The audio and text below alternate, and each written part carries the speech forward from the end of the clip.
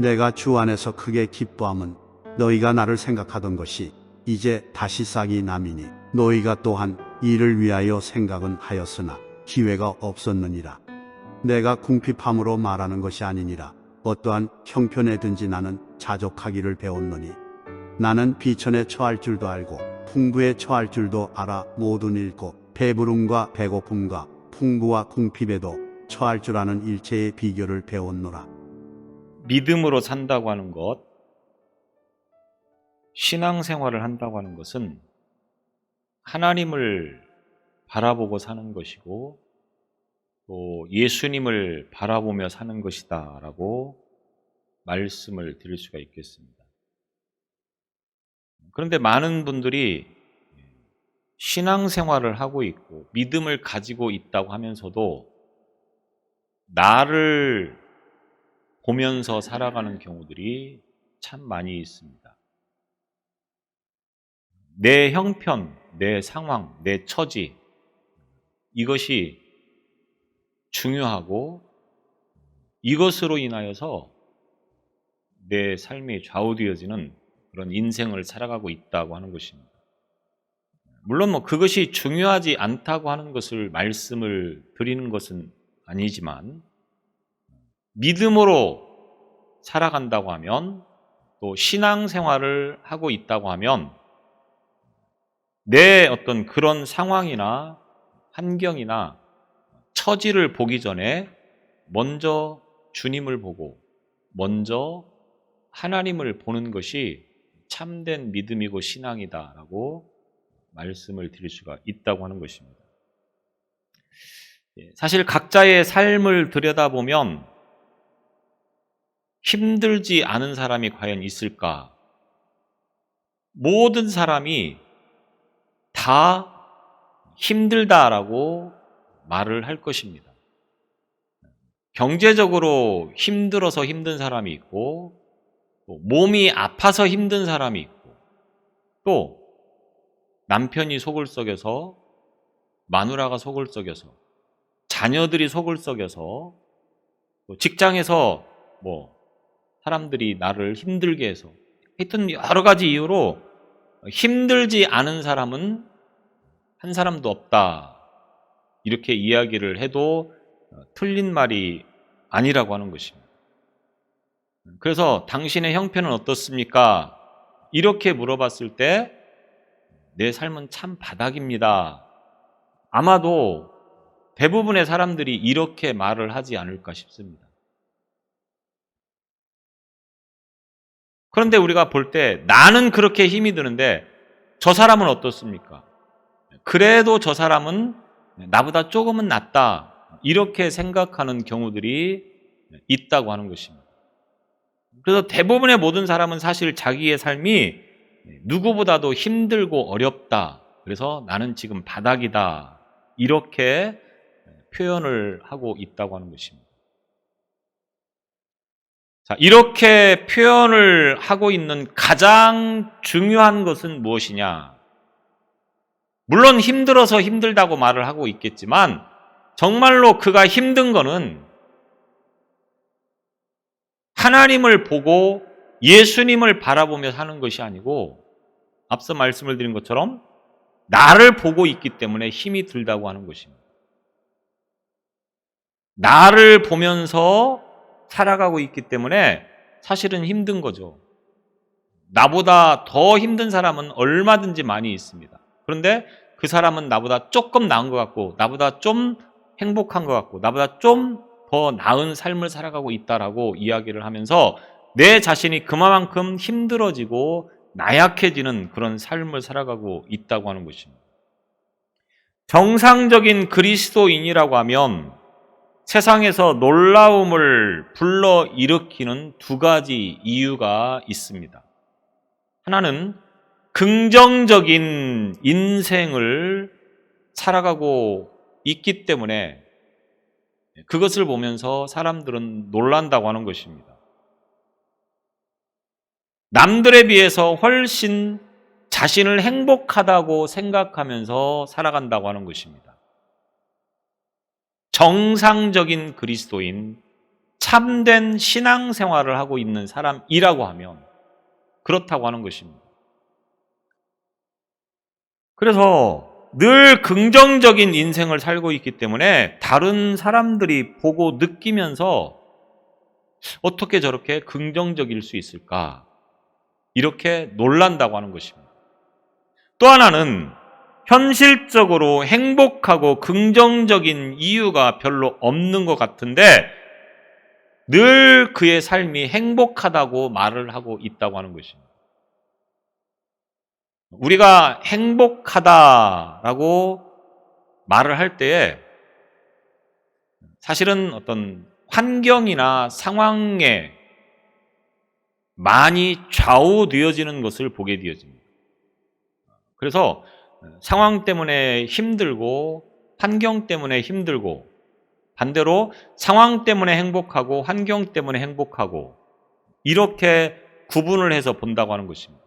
그런데 정상적인 그리스도인, 참된 신앙인들은 그런 상황과 환경적으로 볼 때 참 저렇게 힘든데 어떻게 살아갈 수 있을까라고 사람들이 보고 있음에도 불구하고 정작 자신은 늘 행복하고 기뻐하는 삶을 살아가고 있다라고 하는 것입니다. 그래서 환경에, 상황에 좌우되어지지 않고 늘 행복해하는 그 삶을 보면서 놀란다고 하는 것입니다. 내가 이 땅을 살아가면서 내 주변에서 사람들이 나를 보면서 과연 이렇게 놀라움을 표현하면서 나를 보고 있습니까? 아니면 믿으나 믿지 않으나 별로 차이 없이 사람들이 똑같이 지금 나를 보고 있습니까? 우리가 한번 우리 자신들을 볼 수 있어야 되겠습니다. 그런데 이렇게 보통 사람들과 다른 삶을 살아가는 그 이유가 무엇이겠습니까?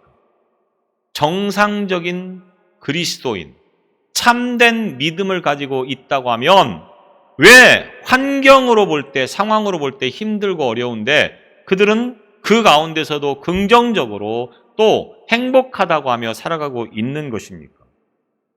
그것은 인생의 가치관이 다르기 때문에 그렇다라고 하는 것입니다.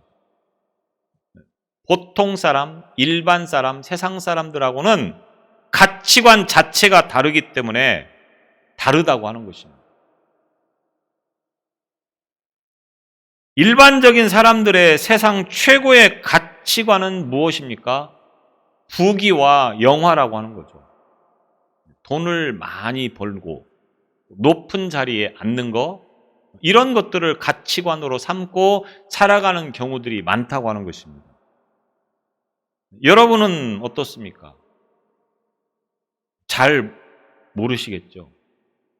잘 모르는 경우에는 제가 기준을 한번 보여드리겠습니다. 여러분이 무엇 때문에 기쁘고 무엇 때문에 신이 납니까? 그것이 곧 여러분이 가지고 있는 최고의 가치관이라고 하는 겁니다. 좋은 학교에 합격을 했다. 그래서 기쁘고 신이 나죠. 또 직장에서 승진을 했다. 그러면 기쁘고 신이 납니다.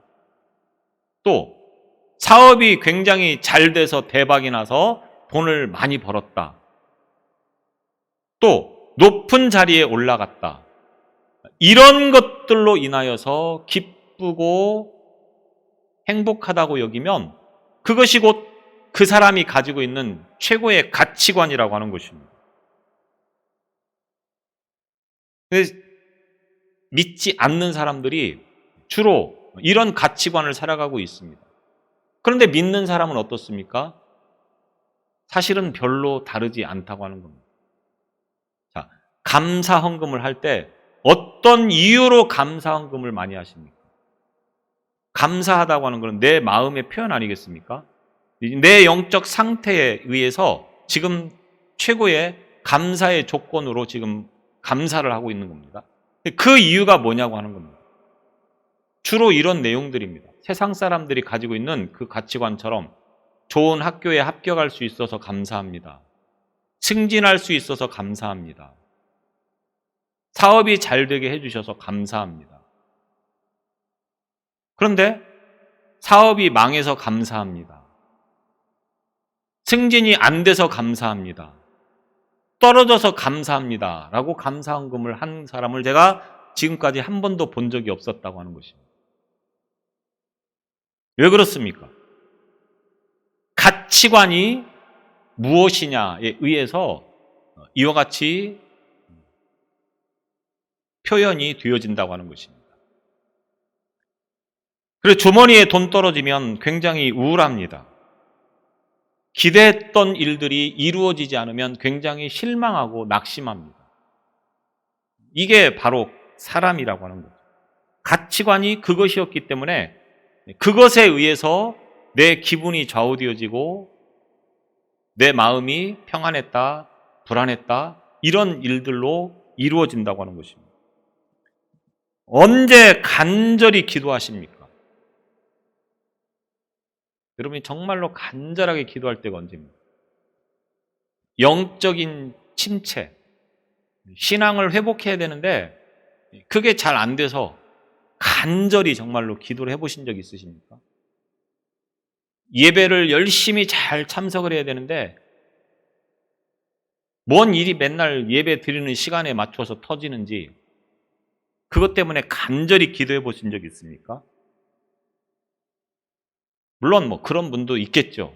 그런데 대부분은 몸이 굉장히 아플 때 간절히 기도하고 사업이 굉장히 안 좋을 때 간절히 기도하고 입시가 앞에 오면 간절히 기도하고 이러는 경우들이 참 많다고 하는 겁니다.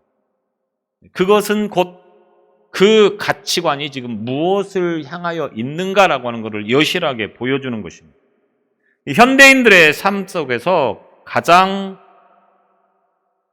보편적으로 표현되어지는 것이 늘 새로운 것을 추구하고 더 좋은 것을 바라고 더 빠른 것을 원하는 경우들이 참 많은 것을 보게 되어집니다.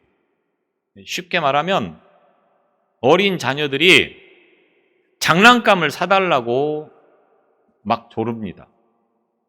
어른들의 눈에 보기에는 그 장난감 사줘봐도 몇 번 갖고 놀면 실증나서 또 다른 것을 요구할 것이 뻔하기 때문에 어떻습니까? 사주지 않으려고 합니다. 그런데 울며 불며 난리를 치기에 어쩔 수 없이 장난감을 사주었습니다. 어떻습니까? 몇 번 갖고 놀면 그 쳐다도 보지 않습니다. 또 다시 다른 장난감을 사달라고 조른다고 하는 겁니다. 그게 바로 어린 자녀들의 모습입니다. 그런데 지각이 있다고 하시는 어른들은 어떻습니까? 과연 다릅니까? 결코 다르지 않다고 하는 겁니다. 예를 들어서 승용차를 한 대를 구입을 했습니다. 새 차를 구입해서 굉장히 만족해하면서 즐거워합니다. 그 차를 몰고 동창회를 딱 갔습니다.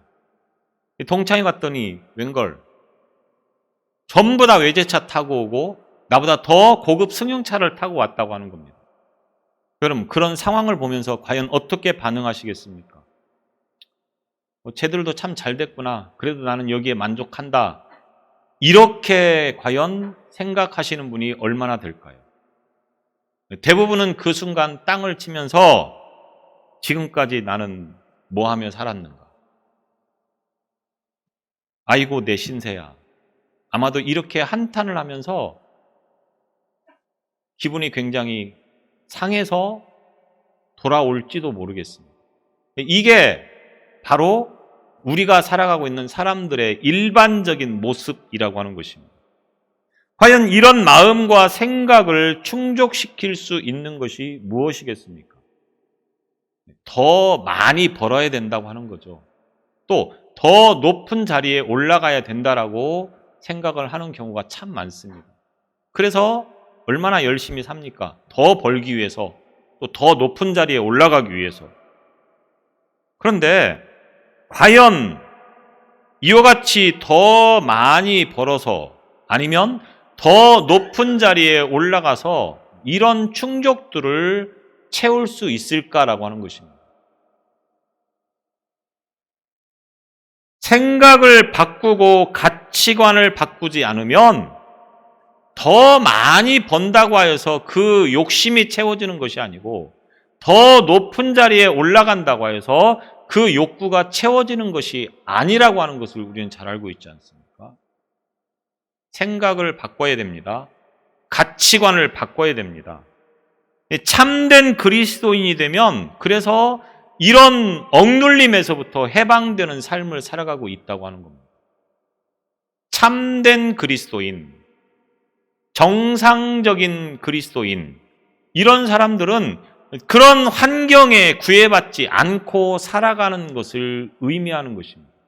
그래서 우리 주변에 그런 상황의 환경의 조건에 관계없이 늘 기쁘고 즐겁고 그리고 행복하게 살아가는 사람이 바로 참된 그리스도인이고 정상적인 그리스도인이라고 하는 것입니다.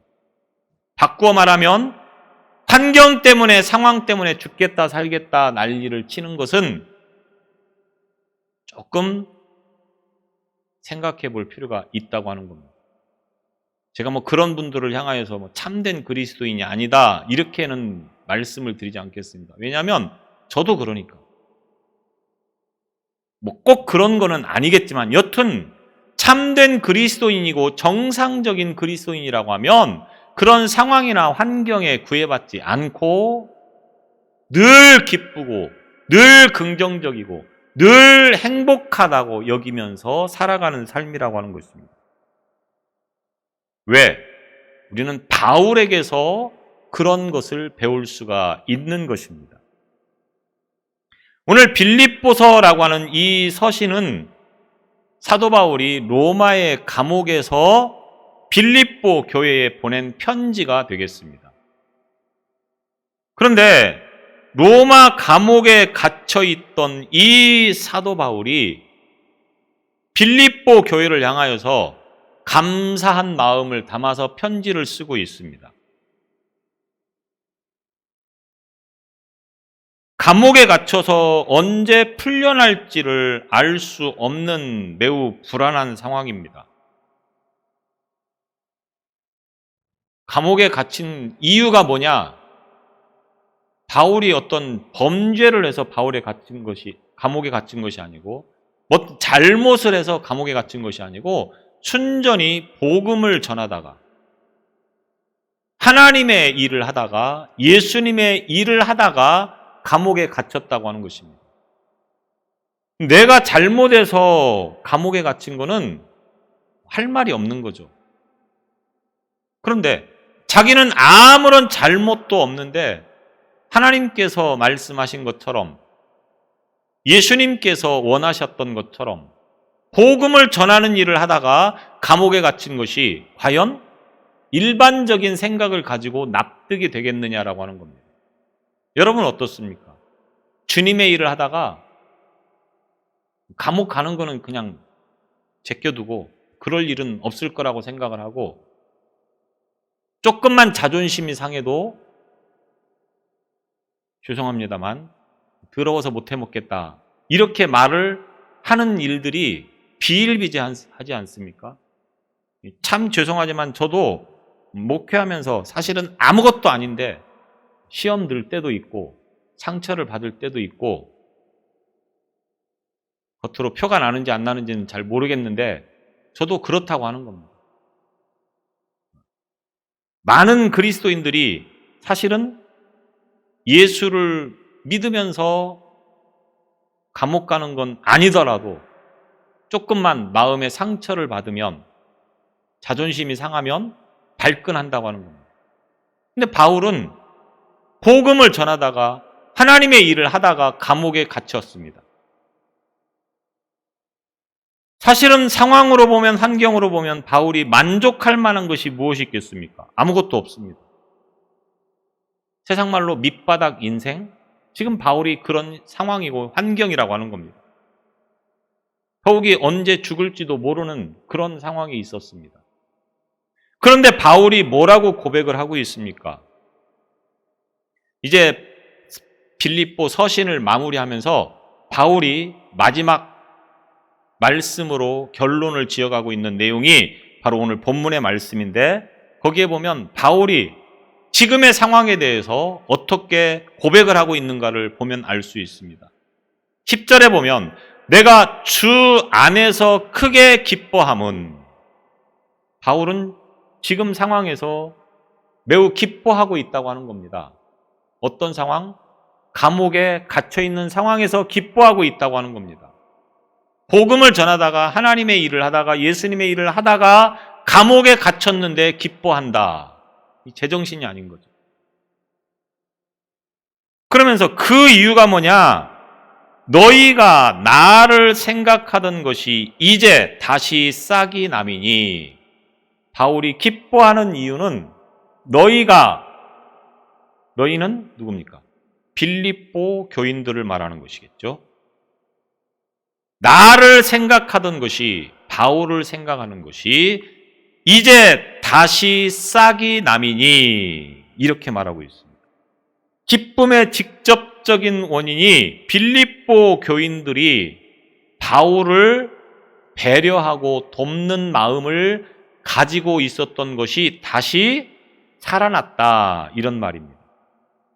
싹이 났다라고 하는 표현은 빌립보 교회가 바울에게 보내던 재정 지원, 다시 말하면 바울이 복음을 전할 때에 이 빌립보 교회에서 헌금을 모아서 바울에게 주었다고 하는 겁니다. 그리고 바울이 그 돈을 가지고 이제 복음 전도를 할 수 있었다고 하는 것입니다.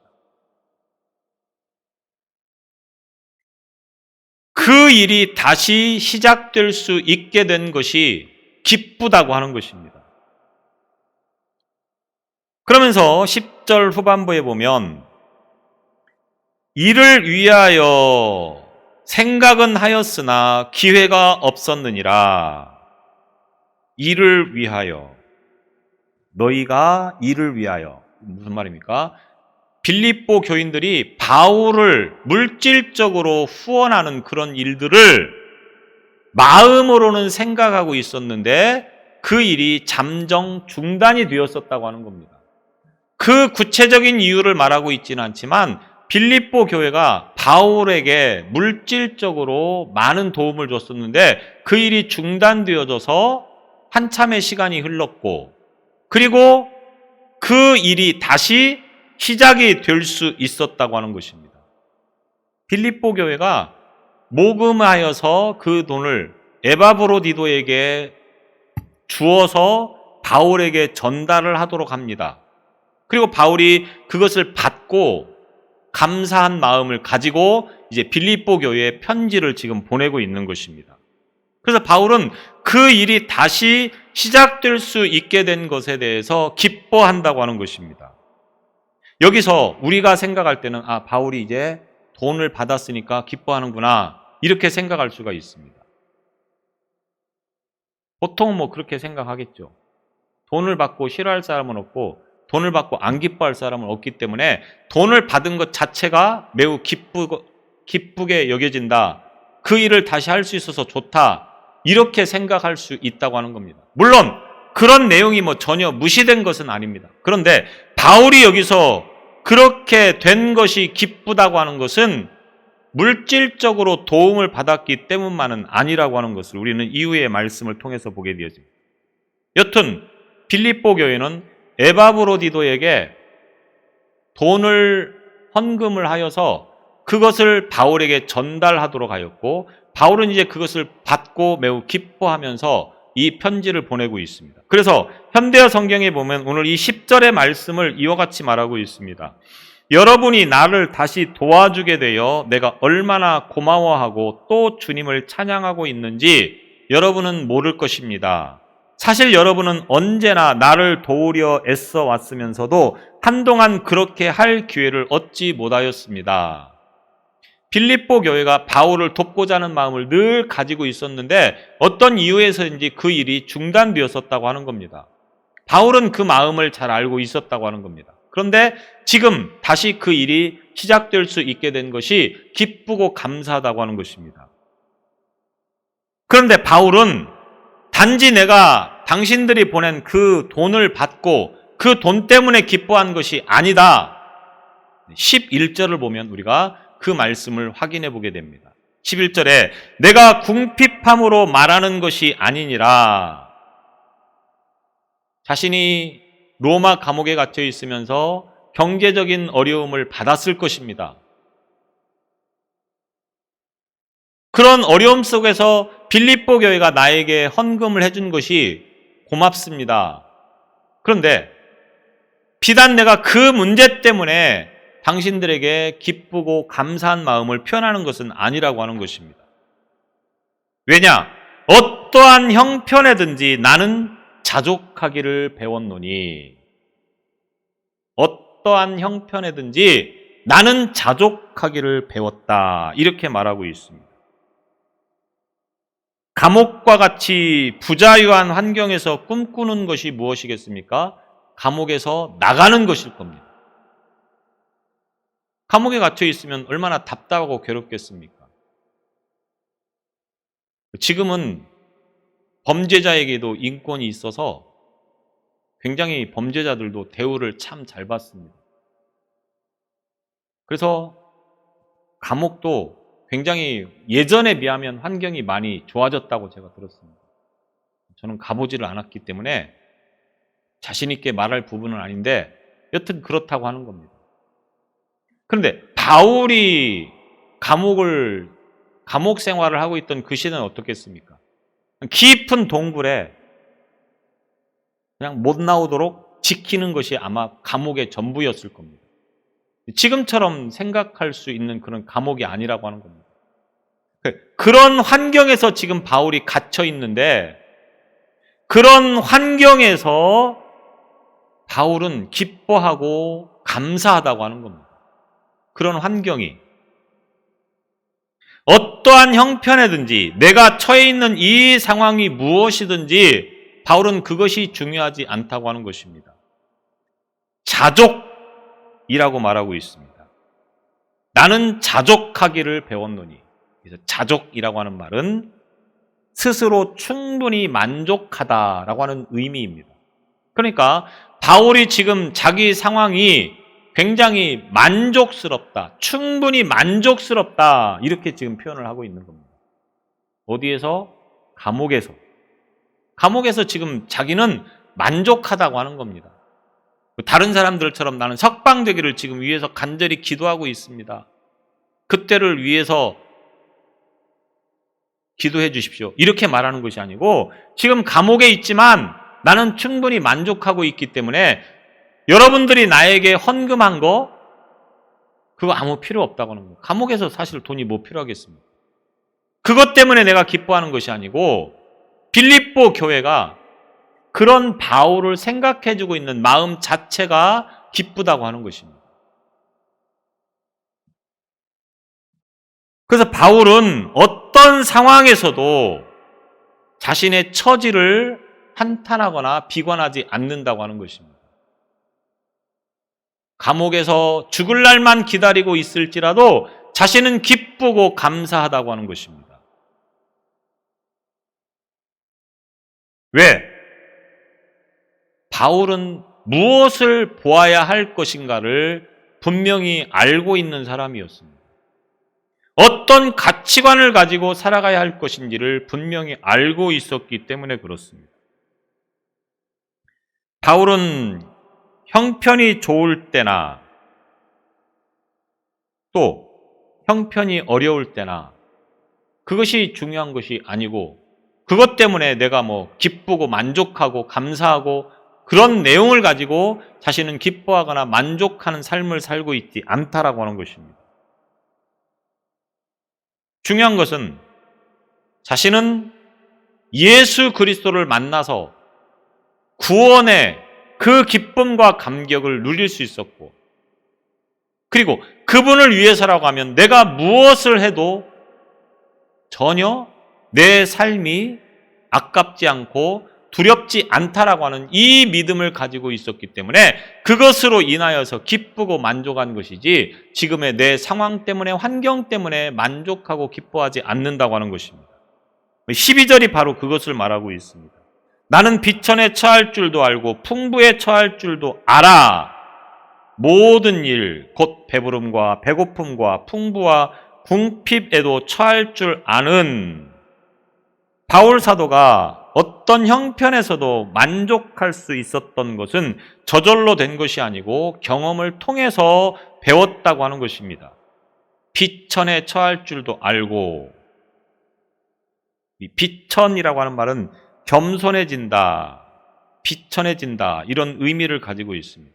그래서 바울은 복음을 전하는 가운데 주림, 목마름, 추위, 헐벗음, 육체의 고난을 얼마나 많이 당했습니까? 그런 과정을 통하여서 깨달을 수 있었던 것이 뭐냐?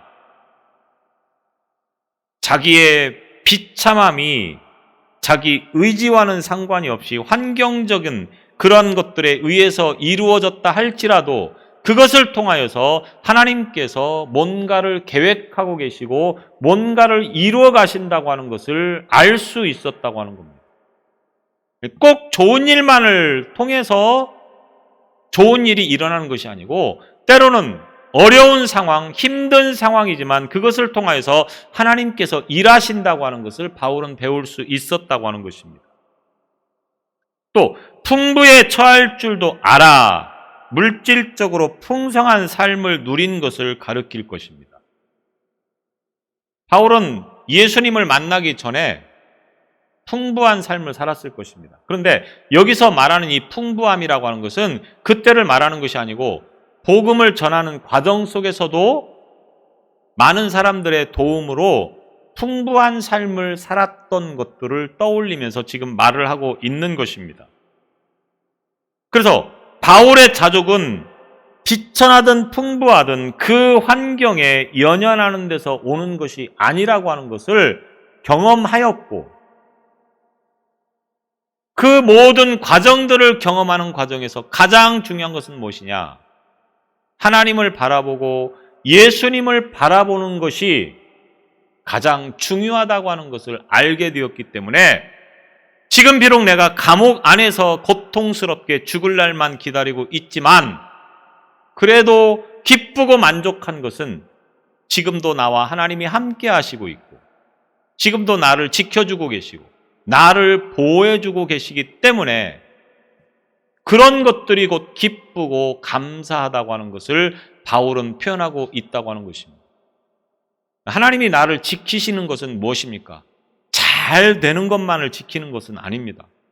어려운 상황에 있지만 비록 죽음을 기다리고 있는 그 상황에 있지만 그것도 하나님이 지켜주신다고 하는 것입니다. 왜? 하나님이 우리를 지켜주시는 것은 무엇을 지키는 겁니까? 우리의 육적인 것들을 지켜주는 것이 아니고 영적인 것들을 지켜주는 것이기 때문에 그렇습니다. 그러니까 내 몸을, 물론 하나님이 몸도 지켜주시죠. 그러나 하나님께서 더 관심을 가지고 계신 것은 뭡니까? 내 몸이 아니고 내 영혼이라고 하는 겁니다. 우리의 영혼이 하나님의 나라에 가는 것에 관심을 가지고 있습니다. 바울은 이것을 분명히 믿고 확신하고 있기 때문에 비록 육체적으로는 고통 가운데 있고 어려움 가운데 있지만 그래도 기쁘고 만족하다고 하는 것입니다. 이것이 바로 바울의 믿음이었습니다. 그리고 이 모든 것들을 바로 그동안의 모든 삶의 과정을 통하여서 깨달았다, 배웠다, 이렇게 말을 하고 있는 것입니다. 오늘 저와 여러분이 이 땅을 살아가면서 무엇으로 인하여서 기쁘고 만족하십니까? 아직도 세상 사람들하고 똑같은 가치관을 가지고 있어서 환경과 상황 때문에 울고 우는 인생을 살아가고 있습니까? 여러분, 우리 삶의, 우리 생명의 주인은 누구이십니까? 하나님? 맞습니까? 그러면 그 하나님 앞에 모든 것을 맡기고 그 하나님께서 인도하심에 순종하는 그런 마음을 가지고 살아가고 있습니까? 그것이 바로 참된 믿음이고 정상적인 그리스도인이라고 하는 것입니다. 오늘 예수님 때문에 기뻐하시는 삶이 되시기를 바랍니다. 예수님 때문에 감사하는 삶이 되시길 바랍니다. 삶은 힘드십니까? 그러나 그 힘든 상황을 보지 말고 나를 보지 말고 주님을 보시고 하나님을 보시고 기쁘고 감사함을 가지고 살아가는 저와 여러분이 되시기를 바랍니다. 기도하시겠습니다. 우리의 믿음은 나를 보지 않게 하시고 상황을 보지 않게 하시고 환경을 보지 않게 하시고 능력의 주님을 보게 하시고 하나님을 보게 하여 주옵소서. 그 하나님 나라를 향하여 가는 과정 속에서 일어나는 어떠한 상황도 환경도 만족한 바울처럼 우리의 믿음이 그런 믿음 되게 하여 주옵소서. 예수님 이름으로 기도드립니다.